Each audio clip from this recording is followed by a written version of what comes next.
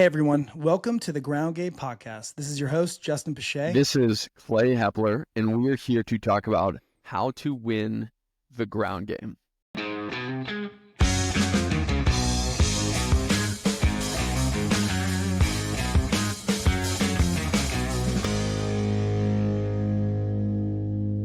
Today we have a great topic. It's specifically how to build $1 million sales team. We're going to be talking about the lead intake and sales process. How do we close deals? How do we qualify leads? What does that look like? Especially when you're doing it with a big team and at scale. You know, this is like a intake, acquisitions. This is the engine, I think, that drives your business. And a lot of people's problems can be solved by just increasing their ability to handle leads. But how do you do that? Like, what's the right way to go about that? So I think a lot of that is going to be what we're going to discuss here today. So Clay, you want to kick us off with some thoughts, and then maybe we'll dive into, hey, how are our teams structured and what are our philosophies behind lead qualification? Yeah, man, I actually just got up from college, coaching one of my sales guys on how to close a deal. We have a complex deal that, we're buying 20 acres plus another 6 acres that we have to survey. While we're in the due diligence period, we're going to be selling it to a builder, but we have to structure it in such a way that it's a 5-year payoff for capital gains. Structuring these creative deals is important. And so we take that same philosophy and apply it to our sales process, right? Not everyone is going to be approaching our company with the same set of temperament, the same analytical background, the emotional background. And so we do have to apply a level of individuality to the process. But as you'll see today, in order to build a scalable sales team, you have to build a scalable process. The process is the framework, and the thing about it is like the architecture of the sales team. And so you can't build a successful sales team without a clearly defined, consistent process that produces outcomes.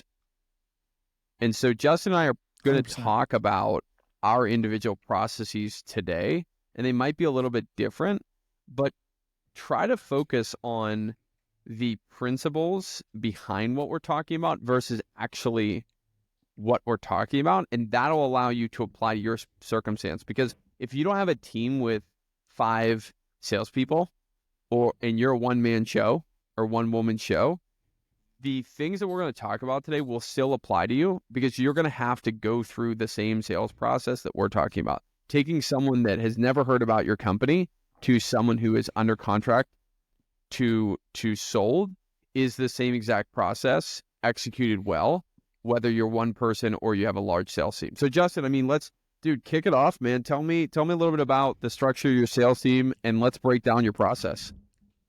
So we're saying sales, and what we're really talking about today is acquisitions, but it is a sales team, right? You're selling yourself and your service of buying this person's property.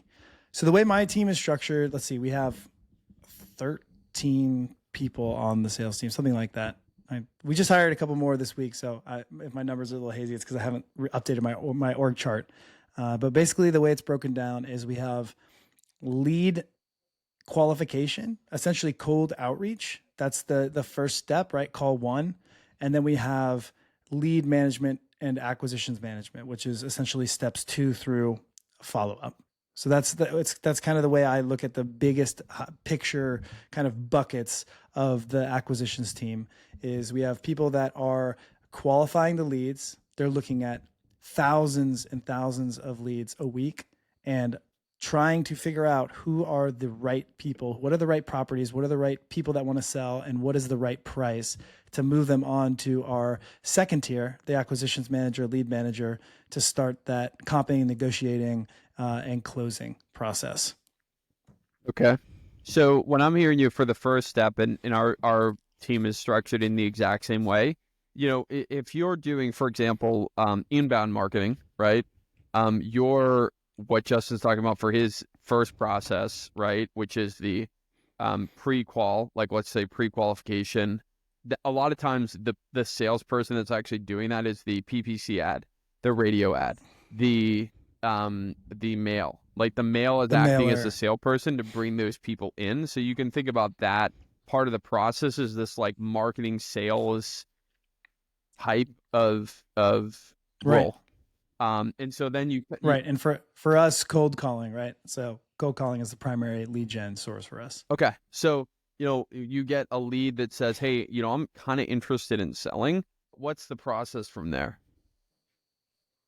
Yeah. So for us, I try to put a lot of energy into that initial lead qualification because I don't want my acquisitions manager to deal with a bunch of leads that have no motivation, right? I don't want them to get a lead that comes in because somebody said, "Yeah, I'm interested in selling," but the property is garbage, right? There's floodplain covering it or wetlands covering it or whatever other thing it might be covering it. I don't want those leads to come in and bottleneck my higher value, higher dollar. I say value, but I don't mean necessarily value. I mean skill, my higher skill, higher dollar per hour employees. I don't want them getting bogged down with a bunch of bad leads, if you will. So we put a lot of energy and effort into our initial qualification process that I think honestly the listeners will probably get something out of. We're in the same boat. We're actually changing our sales process as we speak right now, um, into the intake, which is the lead manager. Like, so the first step of the process, because we're talking about basically a 3-step process here for sales. The first step of the process for us is the intake, if you will, and that's a lead manager position. And so you can imagine, like, depending on what industry you come from, it's like a setter and closer way of doing it. So the setter for us is going to do basic qualification. And we used to do heavy qualification on the front end. Heavy, when I mean heavy, like I'm talking about like going through big roadblocks in motivation and things like that. What we're really trying to do at the beginning is like to assess the clear motivation and just to see if like price is within striking distance. And so that role, that lead manager is going to do just have a basic conversation and then review the price to say like, okay, is this an actually valuable lead that I can pass to my acquisition person? Because my acquisition person, the role of them, like if they're playing sort of a lead manager, acquisition manager role, in my opinion, and again, this could be you as a one person show, and that's okay, right? You don't have to necessarily abide by this, but the 2-call close I think is important. But we want to qualify those people to such a degree that we know that we're within striking distance with price, and there's a motivation there, and there's no like crazy weird characteristics of the land that we wouldn't be able to build on or develop or anything like that. At that point, that's when we're passing them through to our closer. That is exactly what we do. All right. So I push that down to, I guess we may have different names for some of these roles on our team, but let's just use the role for me of a cold caller, for example. All right. We reach out to these leads, we call them, and obviously you got to get past the no. There's a whole sales aspect to just getting past the no and actually engaging these people in conversation, but that's not necessarily what this podcast is about. Once we're past the no, we need to know 3 things to consider the lead qualified. The first is, do they want to sell? Okay. And that's motivation, right? Do they want to sell? The second is, do we want to buy? That's the bad characteristics of the property, whatever. And then the third is the price reasonable enough for us to negotiate? The way we do each of those is pretty straightforward. Okay. For one, do they want to sell? We just ask them if they want to sell their property. Right. I don't phrase it, are you interested in an offer anymore? Because a lot of people want an offer. They want to know what you will give them for their property, but they don't want to sell. Those are fundamentally different questions.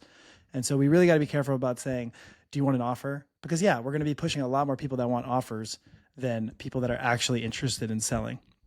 The second thing we do is I'm trying to make sure that I'm not forwarding garbage properties to the acquisition manager. And since we're not pre-scrubbing visually all of our lists before they go into initial cold outreach, because that would be incredibly time consuming, we just scrub out on the call. So the way my team works is, a cold caller gets a call, connected call, they get past the no.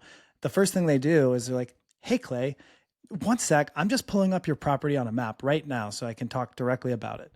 and boom, they type it into land ID, they pull up the land ID, and now they have all their filters turned on, and they can immediately see the floodplain, the wetlands, where the utility poles are, what type of access there is, the slope of the property, all these different things. And that does two things. One, it gives us a pretty good idea of if it's a good property for us to buy, but it also allows us to specifically ask them questions that aren't like the generic lead qualification questions that a lot of people might ask, right? Instead of saying something like, how sloped is your property? We can say, hey, I see it's relatively flat off the road for a little while, but slopes down to the back into a ravine. Is that more of like a cliff, or is it kind of more of a gentle slope? Or instead of saying, what's the utility situation? We can say something like, hey, I noticed there's overhead power lines right across the street. Do you have a meter box already hooked up on the property? Like, did you have a mobile home on the property in the past or something like that? Instead of saying, how's the access? We can say, hey, I noticed that there's a dirt road that runs in front of the property. Like, is that dirt road a public or is that a private road? Right? It does two things, right? It gives us better answers and better answers to our questions up front, because we don't have to ask the obvious stuff that we can easily tell by looking at the map. And it also lets the seller know, hey, they are actually looking at my property and they're asking legitimate questions about my property. They're not just somebody who's just trying to see if I want to sell and forward me on to somebody else. Yeah. And then obviously, anyway, let's talk about those things first. Yeah. So we're talking about the second stage in the sales process, and we're equally there. I mean, I think the phraseology is important, right? Because if someone says, hey, Clay, do you want to sell your house? I would say, or you're interested in an offer on your personal home. I don't want to say this too loud because my wife could be upstairs right now, but I would sell this. I would sell it. Man, if I make 2-3x on my money, are you kidding me? Right? Like, so, if I double or triple, like I bought this house last year, like if I double or triple it, like right now, I'm selling it. Like, I wouldn't even consider, I'd be like, yeah, absolutely. Double the purchase price. 100%. And so that's the important nuance that Justin's making there about that. And then having a more personalized approach. One of the things that people run into, depending on the type of lead that you have, is you need to take a different type of approach with a cold outreach lead versus an inbound lead. When I say that, I mean the handoff between the cold callers to the lead manager is vitally important. And setting the expectations on the cold call versus the lead, the lead manager is the ball game, right? Because you might say, hey, we're going to get you an offer on the cold call. And then they get submitted to a lead manager, and the person gets pissed off because you set the wrong expectations on the front end. Justin, how do you manage that with your team? Yeah, no, for sure. Well, for one, we have a very clear callback within less than an hour policy. So like if a new lead gets, like we have a cold outreach lead, so our inbound leads would be, for an example, mail. That's our primary like inbound lead marketing. And so those actually come directly to the acquisitions manager. We don't have, we have two of them. They're not handled by the cold outreach team. They come right into the acquisitions manager because it shows a level of motivation above just somebody you're randomly talking to already, right? They're a higher level lead, if you will. But for the cold outreach, the conversation generally goes something like, that's great. It's like, thank you so much. We've decided they could sell, or they want to sell. We've established that we want to buy it. We've ideally gotten a price out of them. And we can talk about how you get price out of people too. I think that'd be a valuable discussion to have. And then we have to say, okay, well, hey, we have another department that handles our pricing and our offers. They're going to take a look and they're going to get back to you within the next hour. That's how we end the call. And we let them know, like, where somebody is going to be calling you in the next hour about this property. And then it's the job of the acquisitions manager and lead manager to prioritize those calls. And ideally, they get back to them in 30 minutes, right? You say an hour, you get back to somebody in 30 minutes. Hey, man, you've exceeded their expectations. But in no case will a lead ever go more than, an hour, hour and a half without getting a call back. And we may not be able to reach them. Sometimes people get busy. Sometimes people put their phone on silent, they go back to work, whatever, but we're calling them back just like we said we would. We're leaving a voicemail and we're scheduling a follow-up to reach back out to them. And I'm probably calling them multiple times that day. Okay. So there's a couple of things that I want to talk about here that I think the listeners are probably thinking about. Okay. So depending on your land investing strategy, you're going to be in different markets. And sometimes it's pretty difficult to, when you go into those markets, to get a feel for the actual price of properties. Depending on what specific type of land you're targeting, rural recreational can be near impossible Yeah. without actually bringing a realtor into the conversation or doing extensive underwriting. So I'm going to talk about that in a second, but I want to talk about price conversation, right? This is the important thing to pull out of the seller, and it's not relevant to the conversation because it shouldn't define how you're offering, but it should provide a framework to start from, right? So, for example, if someone is saying, hey, I have a property I'm looking for $100,000 on the property, okay? And you look and you're like, dude, this property is not selling more than $30,000. That person is probably not going to be someone that you should prioritize. 100%. And so you should also know that if someone says, hey, I want 30 for it, or I want 25 for it, even like 30, and we're like, oh, I think this thing will sell for 30, that doesn't mean that lead can't be converted. What that does mean is, like, you should have a internal prioritization matrix. That's a fancy way of me saying, like, what's a hot lead, what's a cold lead, what's a warm lead. And so that Triage. The term, I would say the term for that is like triage. Right? You've got to have, yeah. Yeah. I use more fancy words than Justin. It's just trying to compensate for his intelligence. No, so yeah, triage is very important. And so you need to know, like, spend the time in the business to get to know, like, what is a motivated lead. And teaching your team how to do that is work that needs to be done, right? So you need to do that. So as you do that, and then you'll kind of get into the level of being a sales manager. But in order to actually produce a high ticket crushing sales team, you got to be in the day-to-day, man, or you got to hire someone to be in the day-to-day. And so that's what we were talking about on a previous podcast, is like, who do you hire next? So constraining your business is a lot of times is leads, and then it's the conversion component. So when you're overwhelmed with leads, then you get into the conversion. And these little nuances, guys, are the things that actually make or break the bank. So let's talk about the underwriting component here, because this is going to be a big thing that people are probably like, oh man, yeah, but like, those that know, those are doing 3 to 5 deals, they're going to be like, yeah, I get it. Like, how do I underwrite this quickly? Justin, tell us a little bit about how you handle that. 100%. Yeah. Let me just touch real quick back on the getting the price out of folks, right? And maybe just like how we handle leads next. Again, to Clay's point, like, it's pretty irrelevant what exactly the person wants for the property in terms of your offer. It makes no difference to me what they want versus what I'm going to offer. But again, the triage aspect is super important, right? Because you have generally your cold outreach team is a lower dollar per hour employee. And your acquisition managers it's a more skilled position. It's a higher value employee. And so if you don't want to send a bunch of essentially unqualified leads that want way too much money on to your acquisitions manager. Otherwise, they're going to get their time is going to be spent just doing the initial comping, just to realize that person wants way too much money. It's kind of the other thing about why it's so important to try to work to get a price out of the seller on that first call, so that you can do triage appropriately.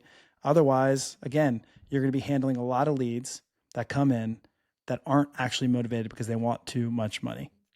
And it's, just a quick aside, this is why I personally have a very high conviction for growing a sales team internally and not necessarily outsourcing my lead process, not outsourcing my lead qualification and lead generation to another agency where I don't have nearly as much control over how those leads are qualified. Yeah, just a quick aside, but let's talk quick about underwriting. You don't have to have it perfect on the first call, right? We do a 3-call close, right? Where the first call is the initial outreach or the initial intake, whatever you want to call it. The second call is from the person who's going to make the offer. It's from the person who's going to make the offer. They've already gone through a quick underwriting And we could talk more into what that actually looks like, but they've gone through a quick underwriting, maybe 10 minutes. They've pulled up some recent comps. They've looked at some data like pricing analytics software to kind of figure out what the averages might be in that geographic area. They've looked at the features and compared it, and they've come up with at least an idea of, hey, I think the market value is around here. But the whole purpose of that second call is to set up the third call and get all the questions that we don't yet have answered from our initial call answered. It's to build rapport, it's to build more credibility, and it's to sort of frame our offer, because in most cases our offer is lower than what they want. I mean, that's just how this business is, right? You're trying to make money on either flipping or on developing, and there's a price you can pay and make money, and there's a price you can pay and you won't make money, and you obviously can't go to that price, and so you've got to come in lower in a lot of cases. And so that second call is a framing call, right? We're talking to the seller and saying things like, hey Clay, does your property have any a gravel driveway on it? I'm having trouble seeing where the access is, because a lot of properties we have are just overgrown at the road.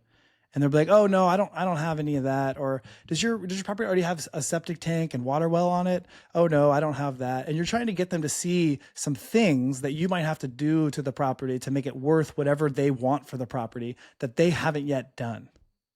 And there can be a myriad of things, right? It's kind of on the fly of like looking at the parcel and figuring those things out. But yeah, what do you got, Clay? Yeah, I would like to go to pricing before we move on to what I'm about to say. And I could talk a little bit about how we're coming up with pricing, right? So, yeah, let's take a step back. Let's talk pricing. The oldest trick in the book is, who gives the pricing first loses. You know what I mean? And Right. we're dealing with an older audience that was like, dude, this is their freaking narrative, right? This is what they know and this is how they roll. And so when sellers give us resistance on price, we hit them with this. Hey, listen, I totally understand that you're not really interested in sharing the price, but I'm a little bit concerned if I go back to my team, go back to my underwriting department without something to come to them on, it's going to end up not allowing me to really advocate for you. I'm not going to be able to get you a little bit more if I don't have some place to start with them, right? And that's the first thing that we always talk. We always talk about trying to advocate for the seller when the seller is, giving us a price. And then if they give us more resistance, then we hit them with this. We hit them with, hey, listen, I get it. Still completely understand the old adage, like he who gives the price first loses. But if you're buying a car, like we're buying the land, I wouldn't show up to the dealership and say, hey, I'm going to take that. You know what? Let me think. That price, it's a blue truck. It's 2024. The wheels look nice. I mean, let me just offer $10,000 for that. No, there would be a sticker on the truck, and it would say, hey, MSRP is $33,000, right? And so that starts the conversation. So you kind of know where you're going. And the person that dictates that is the person that owns the truck. And so in this case, you own the land. And so you're the person that dictates originally what the price is, so I can go back to my team and get you the most money possible. Does that make sense? And so in that point, they're going to probably give you the price, right? So Justin, I just gave two kind of keys of how we do it. That's gold. I love that. Yeah, I love the advocate for you piece of that, right? I love that because it's like, hey, we're on the same team, right? It's just a framing and a psychology thing that helps get people to trust you more and give away some information. Yeah, we have a couple of things that we do. The first thing is always the old, hey, I've seen other investors, other land buyers, other whatever. Never saying this is your offer. I've seen other people pay between X and Y for this type of property in the area. Is that in line with what you're looking for? That is like the first tier of like, hey, I've seen some other land trade at this price. Is that in line? And at a minimum out of that, you're not getting hung up on, right? You're not saying this is my offer or my range. You never want to say this is my offer, this is my range. Never. You always want to say something else, like this is what other people are paying. Are they way off, or is that what you're looking for? And at a minimum, you'll get either a very negative response, and that'll tell you, okay, they obviously want more than that range. And that will help you in the next one, which is if they still won't give you the price. Another way to do it is if you're working in an area with really good tax assessed values, like North Carolina, for example. North Carolina, I think, is pretty good at having the tax assessed value of most properties in most counties be relatively close to market value. Then you can use that as another one. Be like, hey, Clay, I noticed that the county tax assessor has your property assessed at $130,000. Are they just way off, or are they spot on, with the price? And then they can just talk about how bad the tax assessor is, and you can jump on and be like, oh yeah, they don't know what they're talking about, whatever.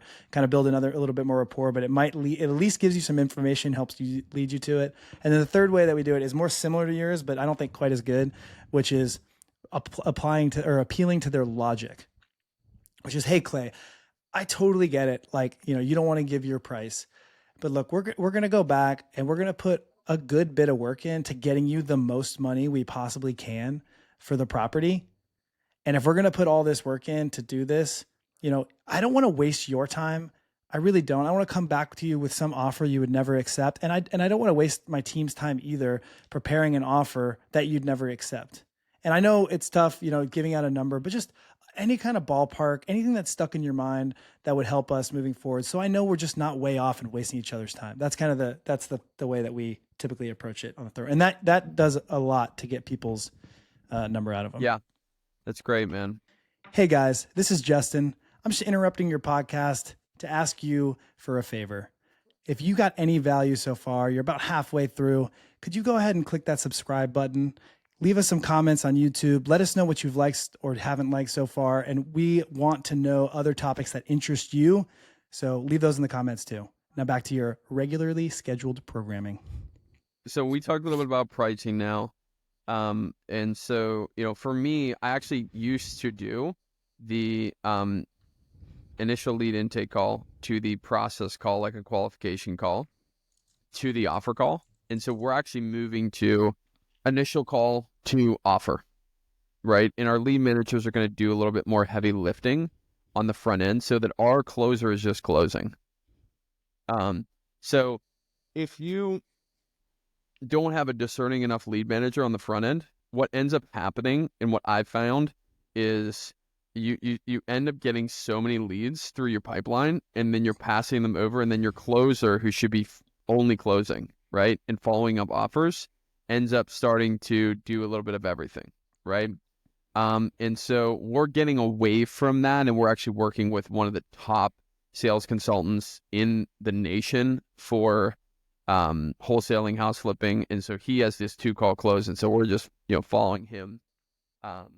And so that's the framework that we're putting in. But I used to do what you're doing. I don't think there's any problem with that, but I just really am trying to focus on this new one. So I think what's important too when we're talking about a sales process is, the closing call is important, but also like metrics, right? And so I actually texted you in preparation for this call. You didn't know that I was doing some pre-work, but about like how many leads can a lead manager handle per day, and how many leads can a acquisition manager handle in a week? Like, how many offers can your acquisition people do? Yeah. And how many leads? And this is going to differ based on what the responsibilities are of your acquisitions manager and how you do comping and underwriting, right? A lot of people they have their acquisitions manager doing both, which is what I do. I have my acquisitions manager both comping, underwriting, and then offering on the property. And I think it leads to better conversations with the seller, because the person who's actually having to overcome the objections and give the offer has the background of all the properties they've looked at and all the features they might have that, to actually expand on that. But it does slow things down, right? So if you had just a closer that was only closing, somebody else did the underwriting, and they were just using that information to offer on, they could probably handle more. But generally my team can handle about 10 new leads per day, along with all of their follow-up responsibilities. So 10 new leads come in, 10 comps, 10 quick comps, 10 attempts to follow up with them, but then obviously like the whole follow-up sequence, double dialing them, multiple times a day for multiple days, then go into once a day for like 2 week sequence. So we have a lot of that's kind of automated and built in to our CRM.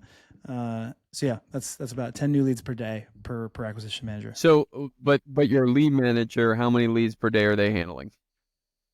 When you say lead manager, do you mean like that cold Yeah. So outreach person? So this is Yeah, important. here's This is like a cold caller. Yeah, this is important because Like a my cold lead caller. manager is the intake person, number two, and it sounds like you are doing number two and number three is your acquisition manager. Your acquisition manager is taking that initial call, and then they're taking a follow-up call, and then they're taking another call. Am I incorrect in understanding? No, it's not quite right. What we've done is we've basically split the lead manager position into some of those responsibilities are on the intake person, the cold outreach person. So like some of the responsibilities that a lead manager might take, some of the follow-up questions, some of the maybe more detailed due diligence questions that you might ask on a call to help prioritize and qualify a lead, those are happening on the very first cold call. So we've pushed some of those responsibilities down to the initial cold call. And so the only leads that are getting pushed onto my acquisition managers are people that the price is within striking distance, they want to sell it, and we want to buy it. They're already qualified. Okay. I don't know if that makes perfect sense. No, So I'm trying to dive in so for one the of those listeners here. So yeah. So one of those cold callers, like one of those cold outreach team members, we use a software called Ready Mode, which is it's a great software. There's a lot of different kind of cold calling softwares out there. Some of the more popular ones are Mojo Dialer.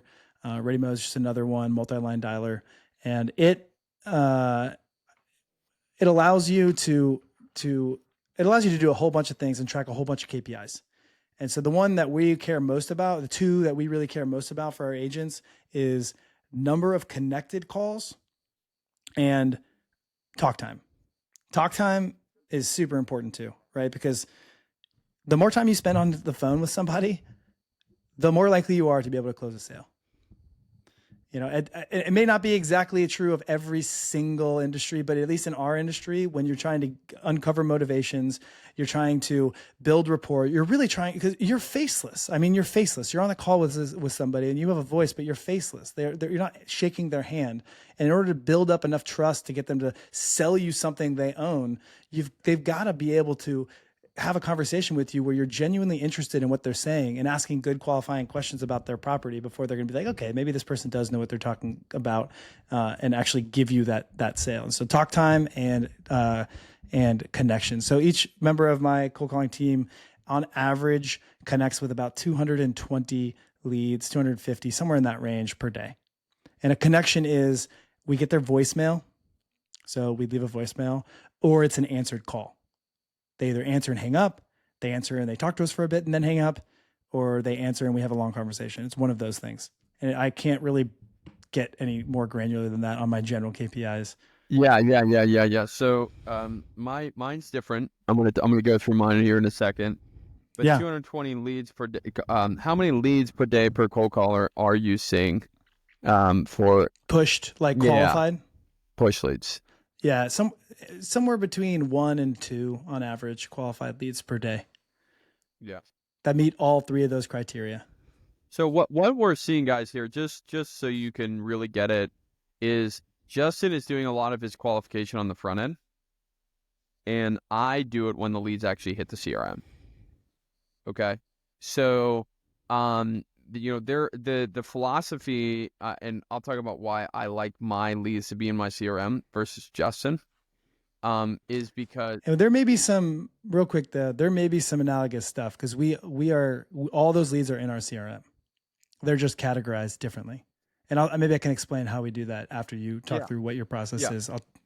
So when we submit a lead from a external source, depending on what source it comes from, a good lead manager can handle 8 to 12 leads a day. The lead manager is the second call for us, right? So a good lead manager can do 8 to 12.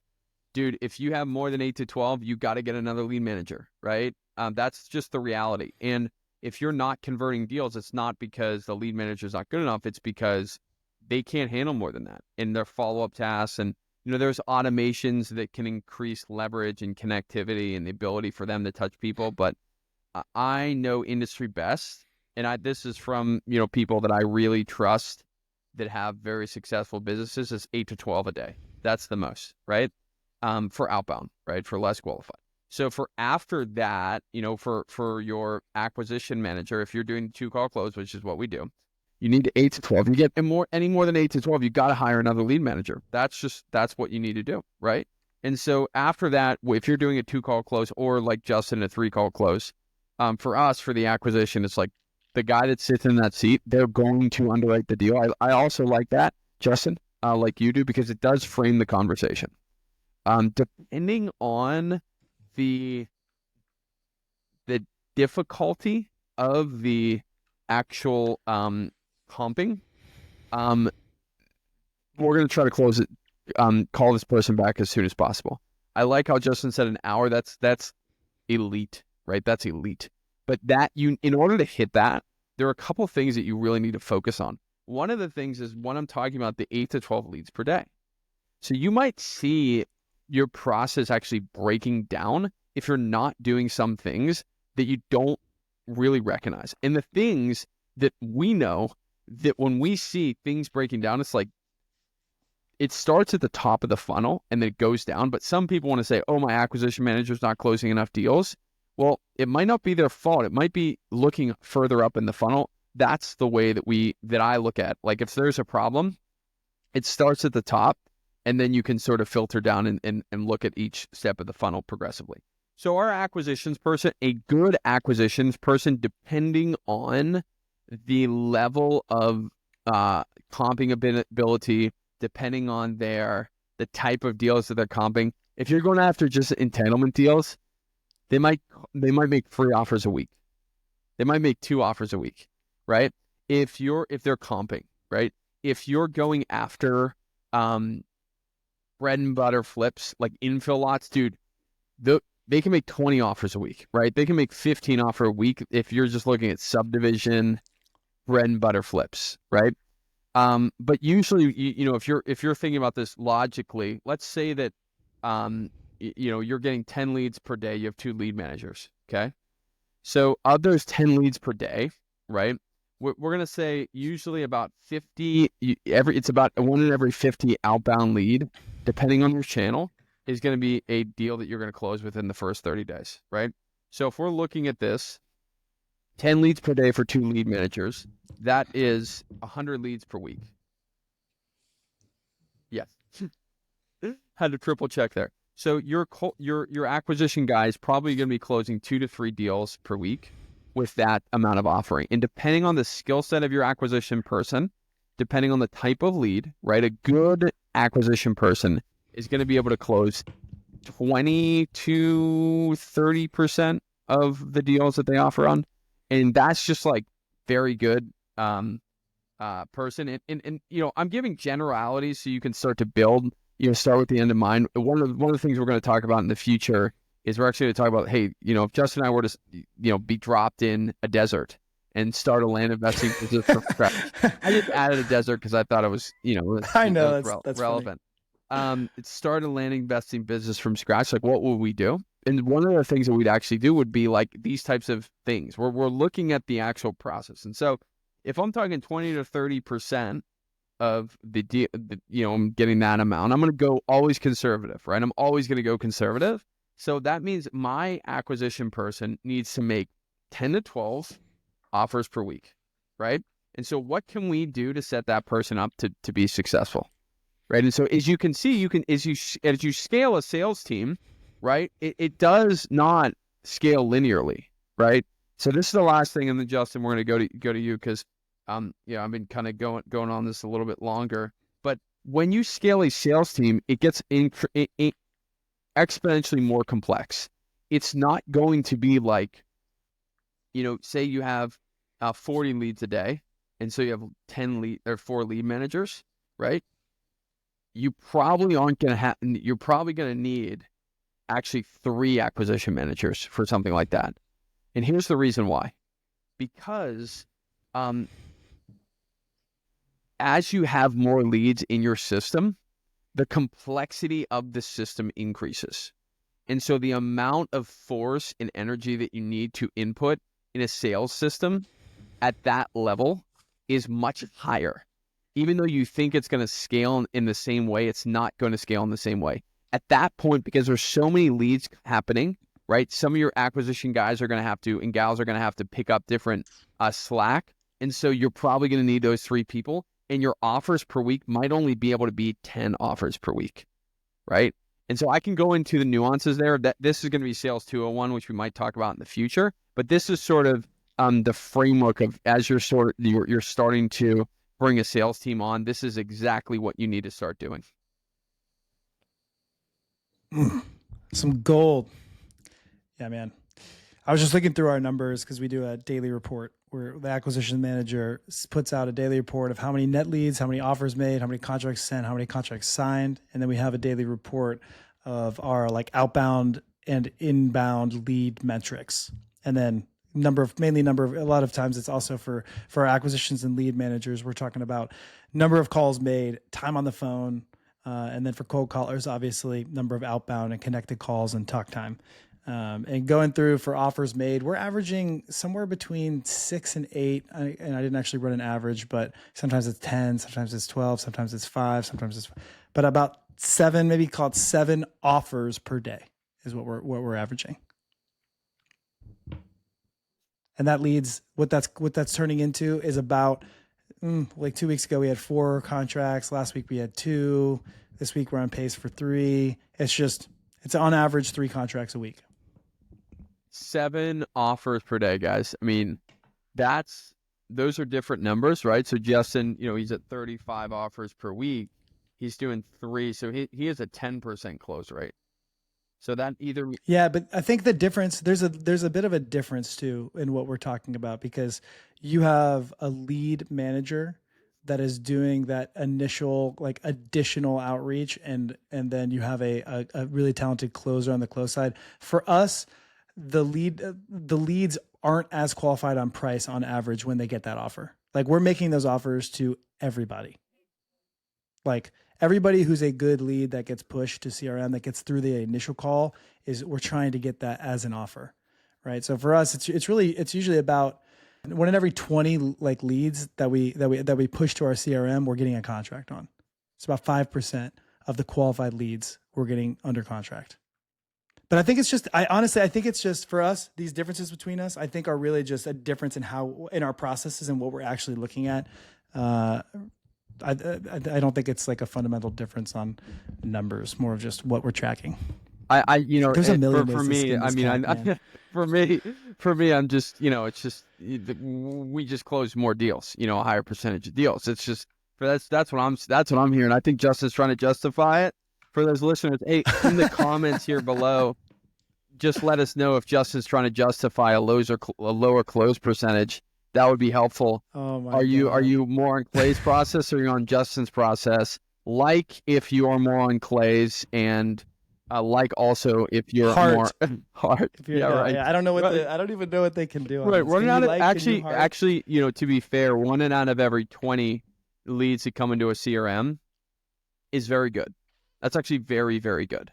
It all depends on your process. Like we're giving you guys general numbers that you can take back, and then what would be helpful is when you guys are thinking this through, maybe you're applying this to your business. Like seriously, comment below, because we're gonna be really active and say, okay, so here's my plan for this, and so you can leave a comment in YouTube, or reach out to us on social media, or tag us on social media.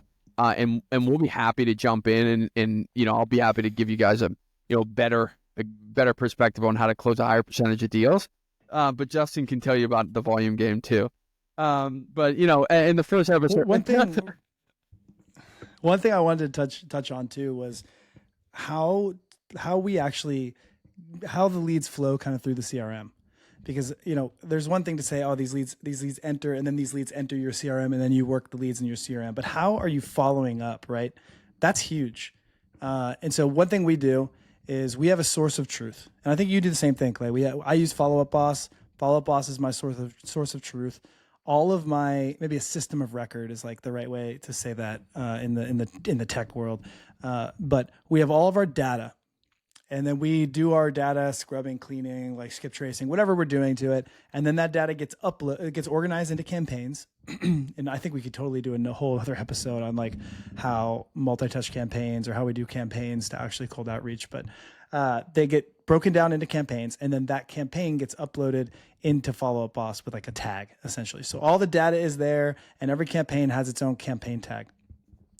And when we're doing cold outreach to these people, right, there's a series of types of outreach that we do. But when we're doing this cold outreach, we want to be able to take advantage of all of those interactions that we've had with these sellers.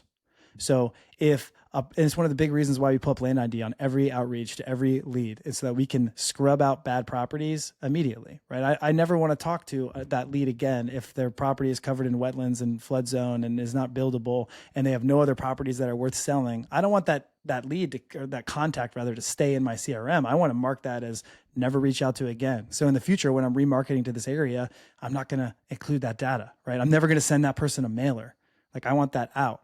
But the same thing is true for people who are not interested or people who are price motivated, right? Price motivated is probably one of our biggest like places where we put leads. We're going through the work of establishing that these leads want to sell, and we are establishing that we want to buy, and we're spending time on the phone with them, building rapport, asking them good questions about their property. And now we've come to the price, and their price is too high. And in some cases, it's way too high, you know, whatever. They have no motivation. But in some cases, it's not way too high. It's not unreasonable. It's just not going to work for us, right? It's not it's in the triage. We were talking about triage earlier. It's not a lead that needs to be pushed and actioned by a lead manager and acquisitions manager, but it is a potentially good lead for the future. And so those people get pulled out and put into a price motivated stage where we do a series of follow-up over time with those leads, because you never know what circumstances may change in the future. You've already qualified them as good properties and people that want to sell. The price just isn't right. And so, you know, we spend a lot of time figuring out how are we going to market to and follow up with those leads, right? To get more contracts and deals out of the people we've already established a relationship with. So the process that we talked about today is the initial call, right? Which is the initial outreach. Could be direct mail. It could be cold call, could be some other cold outreach. Then we have a lead manager that's having a quality conversation with the seller, and the level of lead manager for Justin and I are different, but we're having that qualification, the lead manager, the second call, if you will. We don't have to call a lead manager the second call, which is a qualification call with the seller. Okay.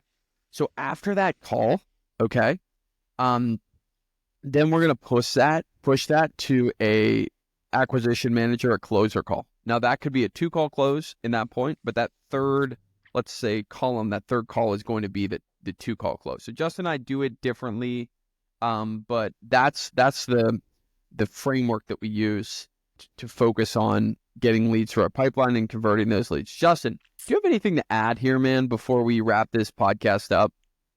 Yes, I do. I have one thing that I think is super, super important. We didn't touch on it, and there's probably a whole nother we have a lot of topics where we probably have more to talk about on, but I think this is really important for people to understand. You have to call people a whole bunch of times to close them, right? Clay and I have been talking about the 2-call or the 3-call close, but the truth is people are not going to answer. You know, people are going to ghost you. And so one thing I maybe wanted to encourage people on is like, dude, I've closed leads after calling them like 50 times over 4 months and then finally gotten them back on the phone to close them. It happens. We do not give up on leads unless we die, which we haven't. They die, which we don't really know, but we're going to keep trying. Or they tell us to never, ever contact them again. And I think the follow-up aspect of this, like if you've already qualified a lead and you've gotten them through your lead manager and like they're ready for an offer and you think you're pretty much there, like there's a ton of value in that, and you need to really go after them. That's like, it's a critical task of any acquisitions manager is getting the follow-up right to make those offers on those calls.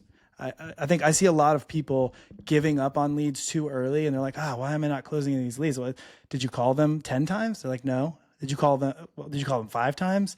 I tried, but you know, they just didn't answer. It's like, okay, that's like, you're just not doing enough to reach back out to that person. So I don't know. The reality of it is it sometimes takes a lot, but dude, we do a couple of things here. We do what we call the 6x7. And the 6x7 is 6 touches per day for 7 days. Touch is a call, a text, or an email. 6 touches per day. So a touch is not like, all right, I called him. That's like I'm done for. No. Like No. 6 touches per day for 7 days, and so we have a status, a bucket in our CRM that is first 7 days, and we are just hammering that list. And like Justin said, we're qualifying these people, and so if they come into our CRM, they have opted in and said, "Hey, I'm actually interested in selling." And so our speed to lead, I posted this thing. There's a Harvard study that demonstrated the ability to qualify a buyer of a product is directly related to the speed with which you have a conversation with this person. So I'm not going to quote the study right now, but just go on my Twitter and I talk about it all the time. But that's why we do that extensive study, or that extensive qualification, and the amount of calls that we're having with these sellers and reach outs that we're having with these sellers. After that, the bucket that we're doing is the 30-day qualified bucket, right? So we're hitting that list, man, all the time. We are equally calling that list. And, there should not be any leads on that list, right? Your goal is to make it so that there is no such thing as a 30-day qualify, right? That the leads, when they come from the conveyor belt from the first 7 days, in our case, to the 30 days, right? So that goes from the week to the 1 week to 4 weeks. We want those people to say, "Hey, reach out to me in the future. We got an offer. They didn't accept, or never call me again." It's a failure on our lead manager if we don't have that qualification call with that seller.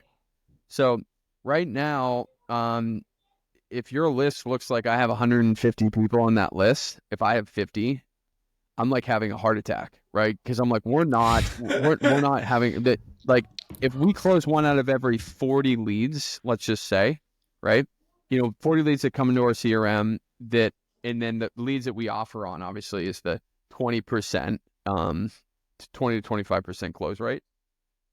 That means that there are 2 deals in there, or potentially 3. And if we're talking about like 80, say we have 80 leads in there. And so there should not be people on that qualify list. And so getting to a hell yes or a hell no is like my team knows that I always talk about this. Like in life, first of all, you should make decisions saying hell yes or hell no. But like in sales, getting a seller to a hell yes or a hell no is your spiritual responsibility. And that's what we talk about in our team. Man, I love that. Well, hey, I learned something in this podcast. So did I, man. So did I. It's always good to jam with you here. And like we just summarized there, a lot of this comes down to focusing on the most important things, which is the connection rate of the seller. Like you can see, Justin and I have a little bit of a different process, but the outcome is oriented around the same thing. We want to have conversations with sellers. And so everything that we do is built around that. And so the quality of the conversations is less important than the quantity. Because at the beginning in your journey, and if you have a successful business, a 7-figure business, having that amount of reps, more reps than the next person, than your competition, is going to set you up to succeed. And so we focus on orienting around the quantity of conversations during this podcast.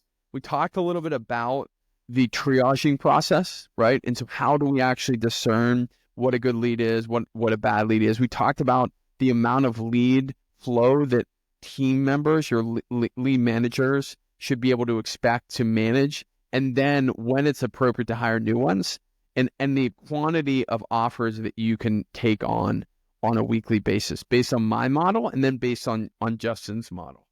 Justin, is there anything that I left out here to discuss before we close today? No, not at all. I just to kind of piggyback on that, the acquisition side is the engine that drives this business. And I always like to think of my business in phases, right? There's a quantity and then a quality phase. The quantity is scaling up the outbound marketing to handle more and more leads. And you do that, and you touched on this during the podcast, right? You do that until the point where you just like are at your pain threshold.